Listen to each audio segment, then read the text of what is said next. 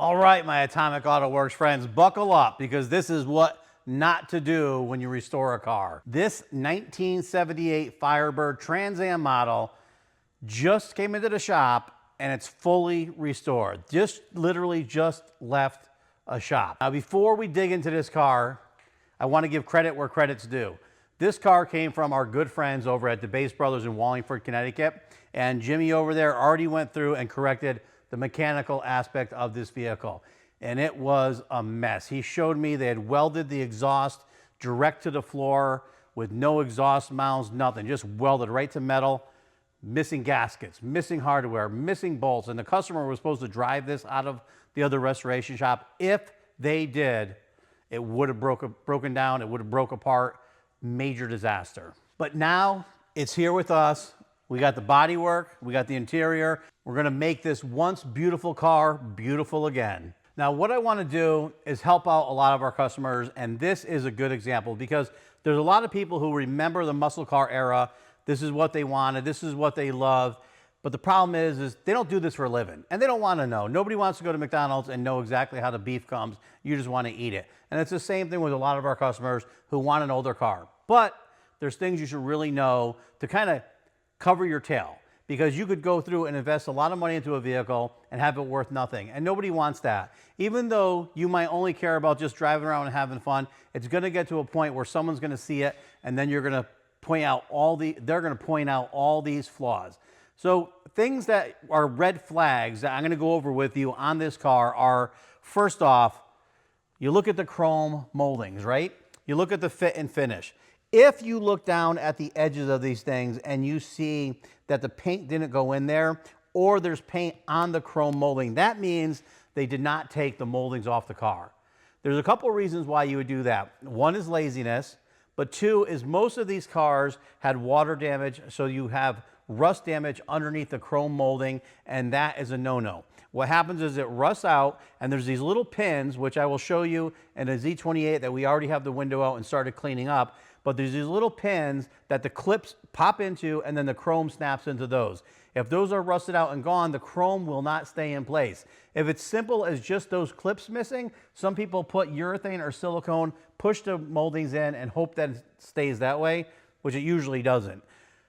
Other times, it's worse. It could be rust holes. So they could be caking up all this urethane underneath here to try to hide and the fact that it's rusted and stop water from going inside the vehicle. Obviously, you don't want water inside your vehicle, but you must remove the chrome, remove the glass, and fix the problem. Once you fix that problem, you fit your molding on the car, you make sure it's really good, then you go through and you do your paint, get it perfect, and then everything just snaps in really nice the way it should, and you have nice, even lines all the way around the car, and that's the way it should be. You should be able to just pop this trim off and look at the car and see there's little clips in there that this snaps into, a nicely urethane window in there, because let's face it, if you have everything out and the surface all cleaned up, you put your urethane in, you drop your windshield in there, everything's sealed up, and everything will not leak. If it leaks, you didn't seal it. And that's when you have to pull it out and reseal it. Now, as I walk through the car, you could see, which is hard to see in the camera, but this car is covered in 80 grit scratches, and it has a process going on which is called mapping. Usually, when the paint maps, what ends up happening is if you have a primer that ends or a different sort of paint that ends, and the materials react all around the edges, you'll get this wrinkly look. So there's all these little wrinkly areas encompassed with 80 grit scratches, which leads you to show that the bodywork is definitely not done properly. It's very remedial. The whole surface of this car is covered in 80 grit scratches. I mean, there isn't a 1-inch spot that you can't see that. Then we move over to the rear deck lid, and you can see here the rear deck lid's misaligned, but it really can't go forward or down enough to do this. So that means something is really out of whack with this. Either the end caps need to go back or the spoiler needs to be readjusted and moved forward, but it's major, major surgery because that is supposed to be done before you do your bodywork and paint. All your lining, all your gapping, all that stuff gets done before it. Now, this vehicle is not gonna get gapped, I don't believe. Gapping is a very expensive process that you do on higher end vehicles. On these older vehicles, we don't remember, because we're looking at our new cars, but you don't remember the gaps were really bad and the overall fit and finish of the cars were not there.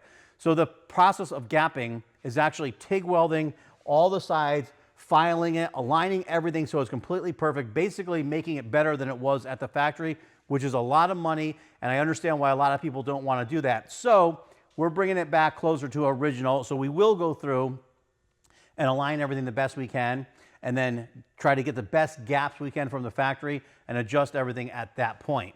Now, also, as we move down, all the fender flares are cracked. They must have been flexed before they were put on, so they're cracked, have to be adjusted. There's body work on the bottom of this that was never even touched. There's dents on the rocker panels on the lower half of the car that hasn't been touched. Another thing they did is they put body filler on the lower part of the car and never primed it. So then they went through and painted over that with base coat and clear coat. Not a lot, barely even covered it, but that's one of the worst things you could possibly do because body filler, no matter what, will eventually act like a sponge and absorb moisture, so you want to get a good filler on it. Our process is bare metal, gets epoxy, then you sand that, body work that with your body fillers, epoxy on top of the body fillers, go straight to a high build primer, block sand that with a high build primer, locks it in, because if you put a sealer or a non-high build 2K primer over body filler, it's going to absorb that as well. So you really want to lock that in, and that was not done on this car, I'll tell you. When we move forward and we look at the hood is way misaligned. So instantly you're like, this should have been addressed first. There's either bad hinges, I didn't look at it yet, but I guarantee you that either the hinges are bad, they're obviously definitely not in the right location, and that should have been adjusted prior.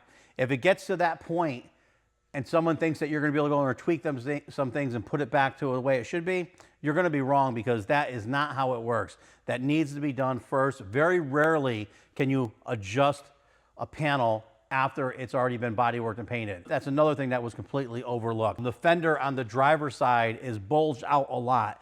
So that has to be adjusted. So we got to see if that's an adjustment issue or if it was bodyworked wrong and fitted wrong from the factory. And then moving around the car, we get to the front windshield on the driver's side, where as soon as you look through the windshield, what do you see? A giant rust hole. So before all this was done, and you could see on the front windshield, there's so much overspray on the molding that it was definitely never taken off. And with the glass out, you have to fix those rust holes. I mean, that's insane to go through all this, look through someone's car and see a rust hole visible. That's just so crazy. We are doing an entire build series on this vehicle, which is great. So you're going to follow along and see what we see as we see it. As we pull this chrome molding off, you're going to see what's underneath it, because you know what? What if the urethane comes out and it's just a matter of a couple missing clips? Wouldn't that be nice? Put the new clips in it, everything fits good, and on our way. Those of us who have done this a lot are slightly pessimistic, because it doesn't happen that way. You know, when it happens that way, it's the anomaly. It's the one of one. It really never happens. It's always worse than you expect. One other thing is, from looking underneath the vehicle, we saw that there was a lot of rust work that was fixed, but it wasn't fixed right. And you could see that through the inside, because the inner panels were never welded in. So we're gonna have to very carefully take this down and try to go through and see what's underneath there. One of the reasons we're doing it that way is the proper way to do a car is to strip it down to bare metal, do all your metal work, do all your alignment work, do all your gapping, get that done. Put all your gaskets in it, make sure everything fits with the gaskets in it the way it's gonna be after you bodywork and paint it, and then you move to those next steps. Unfortunately, with the economy and the inflation that we have, the price of building a car is very expensive right now. And a lot of people want a vehicle, but they don't want to spend $1 million on a vehicle, because they just want a decent vehicle that they could drive and enjoy and not be embarrassed of, but it's still very expensive to do that. So what we've been trying to do is figure out other ways to work on a daily, I won't say a daily driver, but on a lower budget build, so that you can enjoy it without breaking the bank and going through it. Once you strip a car down to bare metal, you're there. It's the whole process. You're starting over from scratch. The hard part is, if we block this thing down and say it looks straight, and then we could seal it, paint it, and move forward from there, it's gonna look great, but we don't know how long it's gonna last. We can't warranty that. I can't warranty a car where someone riveted a piece of metal on and body worked over it, and then has this massive, thick body filler and all this other stuff, because yeah, we can make it look good, but it's not gonna last. But that's kind of up to the customer, what you want to do for your best bang for your buck on your vehicle. We're just gonna go through and do a little discovery here. This is a trim removal tool. There's little clips in here, and you gotta get this behind it, push it forward, and that releases this. It's very difficult to do when people goop these things up with a lot of urethane. So I'm gonna very carefully snake it in here and just see if I can find it. Now, as soon as I go here, I'm gonna find a piece. I think I might have went right on it. And there's stuff coming out of here that shouldn't be coming out of here already.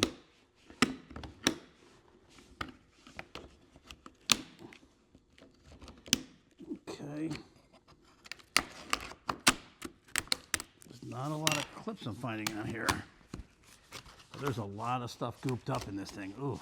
There we go. So that clip is off. This clip is off. Now, whenever you're working around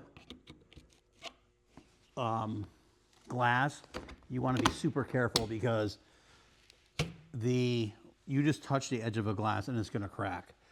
So now I got this started here. I'm going to see if I can snake my piece of stuff through here. My little terry cloth.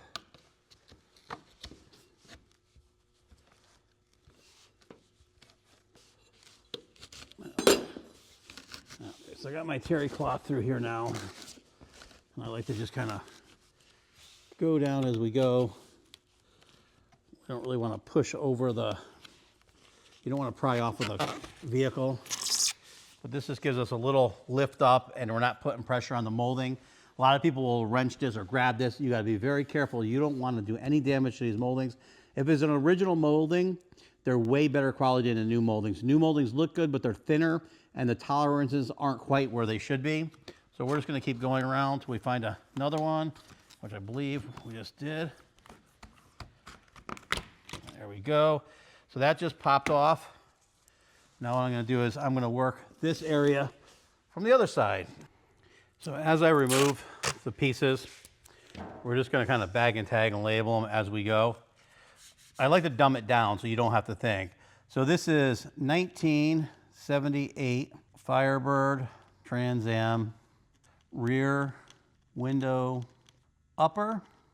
I'm going to do right side is over there, and we're going to do left side is over here. Now I know this seems stupid, but I'm telling you, the more you dumb it down, the easier it is when you go to put these things together. At first, I'm looking at this and you can see there's some stuff gooped up here. It's not as bad. It's actually pretty good, which is nice. This butyl that they have here never really fully dried, which is weird. So I'm just going to go through and pull this out because we're here. Let's get rid of it. And at first glance, this looks good. All the clips are in. This came apart, which is really nice. But we have to move to the bottom. So we're moving to the bottom next. I'm just going to get over here, try to find where the clip is. Usually once you get the first one out, everything moves a little quicker until you get to the dum-dum. Okay, so here we have this one, right? And if you look here, you can see all the paint, all that paint. So instead of doing this, they did that. And if you wonder why you have a lot of dirt in the paint, come look at this. Let me label this and I'll show you. So look at that. That's all paint, right? So instead of taking this off, which you see me take 5 minutes to do, they left this on, they taped it off. So everything you're painting on this vehicle now, all this is underneath there, right? So how do you not get dirt in your paint when you see this? Look at the amount of garbage that was underneath this. This is crazy. Crazy, but kind of satisfying. So we just dropped a clip. So the clips are actually painted as well. Now, this is the moment of truth. I'm going to put you over here. Now, the reason that this is a nightmare is because of all of this here. So I'm going to try to, ooh, we got underneath it. Ooh, ooh, ooh.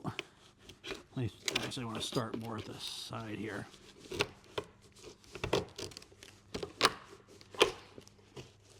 So we're breaking it through. Okay, now let's start. Let's get a clip.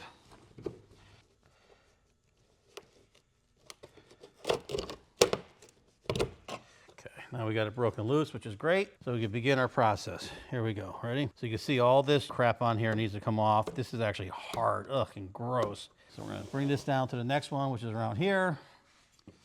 Let's try to get this in there and release it. That one released pretty good. Bring it to the next one. That released pretty good. I go to the other side. And we are dealing with a broken tripod right now. I should have grabbed the other one. That one's good. Just gonna move this around. You can see as we're doing this, look at this. The paint is coming up because it was painted onto the molding. Okay, there we go.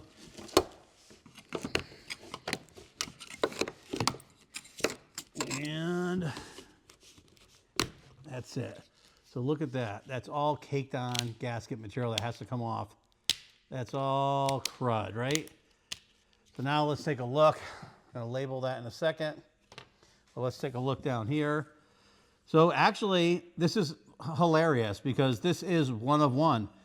So all that mess that's on here and all that crap taping it off, all they had to do is just remove it. They probably, unless this thing's leaking, didn't even need to remove the glass.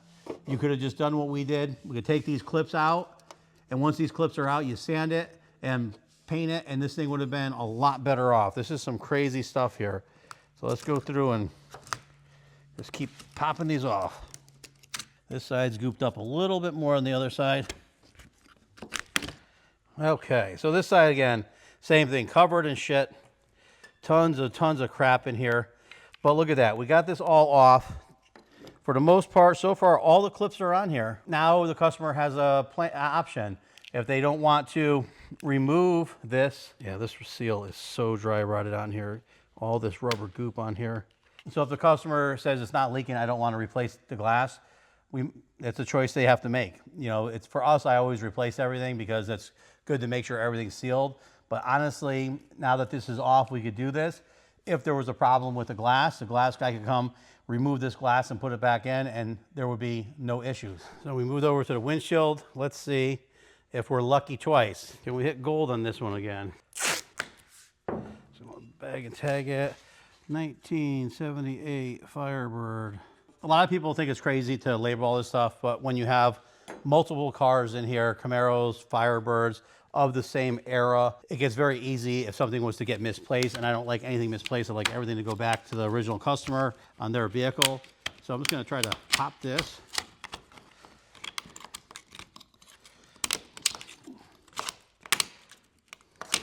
Perfect, this one came right off, and it looks beautiful in there. Again, I don't know why they didn't take the time to do this. There's a couple of clips missed. Actually, this clip just fell down here.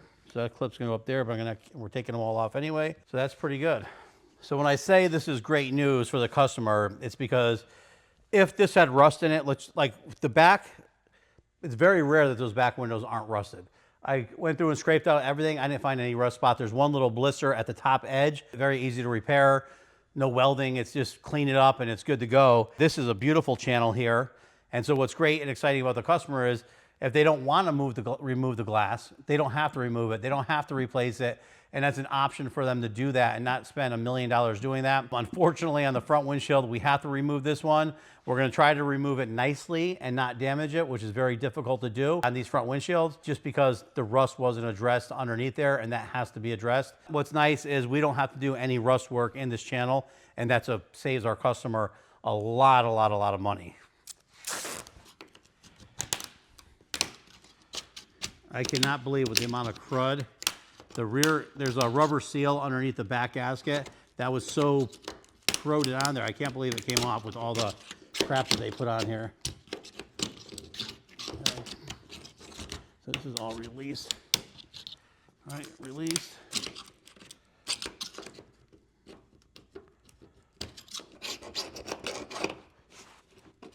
Okay, let's get this underneath here.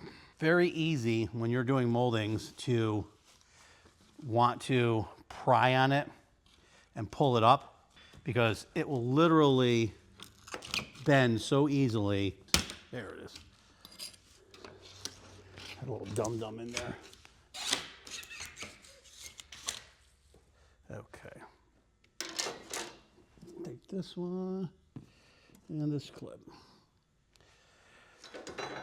Now we are going to label this one. One more piece. Windshield, 1978 Firebird. So even though we are repainting it and stripping this whole thing down, I still want to be careful. We put our towels down. You know, I don't like to put anything on the vehicle when you're working on it. Even though we're going to be doing all this work, we're just going to try to make sure we don't do any more damage to the vehicle than it already had done to it. Okay. This one's coming off really, I mean, it's really nice. Really nice when they come off like this. Don't understand why they wouldn't do this. Right. Oh, I'm sorry. Left. Top. Look at that. Look how easy that came off. Isn't that nice? Now we have all the trim off the front and rear windshield. We get to assess this, and it looks really dynamite. Unfortunately, that rust spot, we have to deal with that. I hope this helped, and I hope that you come back to watch more of the video, especially the build series on this car, because it's going to be great. You're going to get to see exactly what we see as we go along. It's very cool. I love it.